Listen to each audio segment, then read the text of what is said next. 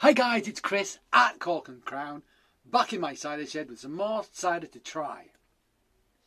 And it's French, still got some French stuff. Going on, and I've been saving this one because I was really interested in it, because I can find out very little about it. I actually didn't buy it in Normandy, which is where these guys are based.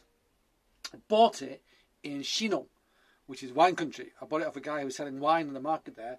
He's very, very upset that I didn't want to buy his wine. I wanted to buy his cider. I mean, I'm sure his wine was very nice, but I saw this and it interested me very much indeed. Could find out almost nothing about them. Le Mesnil-Adelée, it's got a thing on it. Le Mesnil-Adelée, I think is how you would pronounce that. Looked it up, didn't translate as anything, but the Mesnil-Adelée, you know. And in Slovenia, Mesnil means butchered, apparently. But I thought, the butchered Adele? Probably not that. Cidre Bio, so this is organic. Clément Joseph is the producer. There you go. Nice. He has no website. I know bugger all about him. Sorry, something's appeared on my screen. I've got rid of that. So yeah, I'll try and find some stuff and put it on the screen. But I'm excited to try this because this is obviously a very, very small producer. I love the old school label. It's fab. 5%. Let's try it. It hasn't been in the fridge that long, so it might be a little bit fizzy. Let's see what happens, shall we? Yes, Chris. Ooh. Maybe he's left-handed. He's twisted it a different way to the way people usually twist it. Maybe he's a left-hander.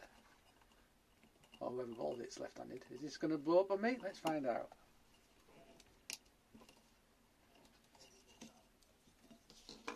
Yep, just about to go. But I'm just going to ease it out. That just whoop. Smoking gun. Bubbles there. Nice. Let's pour this sucker out.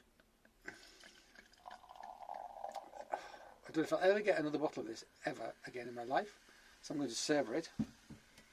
Hazy. Pale amber. It doesn't look as pale in the glass from your angle because I can see it on my screen, but from mine it's a nice amber. Not super dark, but it's got good colour to it, and it is hazy. As you can see, the bubbles and the mousse is very nice indeed. So one assumes this is going, well, it is going to be, you know, has it got an AOC on it or anything like that? Nope, it does not. But let's just assume this is all hand-picked apples of the Normandy region, unpasteurised, unfiltered, wild yeast, pet nap.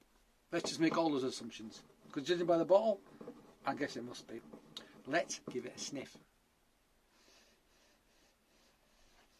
Okay, it's not a massive hit on the nose. I mean, it's got that baked apple character you get from, you know, Kieved Normandy ciders for sure. But it is quite delicate. Hint of sort of Wellington boot about it as well, like rubberiness. It sounds like a derogatory, but it's not. I actually look for that in wines, like Rieslings with that. Jesus Christ, I could drink them for days. I'll smell them for days. I love them. Yep, sort of slight greenness to it as well, slight sappiness. So not a massive hit on the nose. It's got aromatics, but it's not like wallop. Yeah, I want to stick with those. I was going to stick with those. Let's see what it's got on the palate.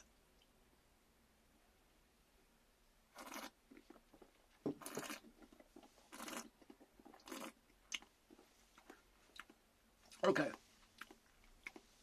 Nice residual apple sugars, absolutely there, delish, good bubbles, hint of minerality, tiny hint of soft tannin, no hard tannin on the back, so no bitterness or leatheriness on the back.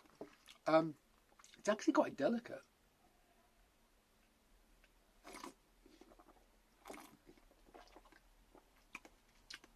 You get a suggestion of that alkaline characteristic that I sometimes get with ciders. Just down the middle of my tongue, almost like, you know, plucking the stone out of the wet stream, giving it a lick. Minerality, hint of that about it. This is very tasty, but quite delicate. It's more delicate than I thought, and I was a bit like, for a second there, but it's actually growing on me. The residual apple sugars are delicious, really nice. It does have that, you know, brown sugar, butter, salted apple character to it, absolutely.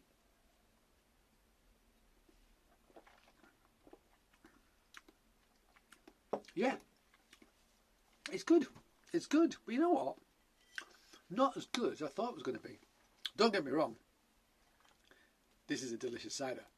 However, I think I've had some of the, I think what was one of the bigger producers, the Cidre Sort, the Breton cider, distributed by Fournier, that I tried recently. I'll put the number on the screen. I think that was better than this. This is tasty, but it's quite simple. It's quite simple. You know, what it's doing well, but my synapses are not firing. I'm just enjoying a very, very pleasant cider. Not there's anything wrong with that. Not there's anything wrong with that. But there you go. So there you go, you see. Sometimes getting something from a small producer like this doesn't always mean you're going to get something super, super exciting. It doesn't. You know, that's not how the world works. Although having said that, I'm glad this person's doing what they're doing. So there you go, guys. Thank you for joining me back in my cider shed. I hope you join me again. But until that time, cheers.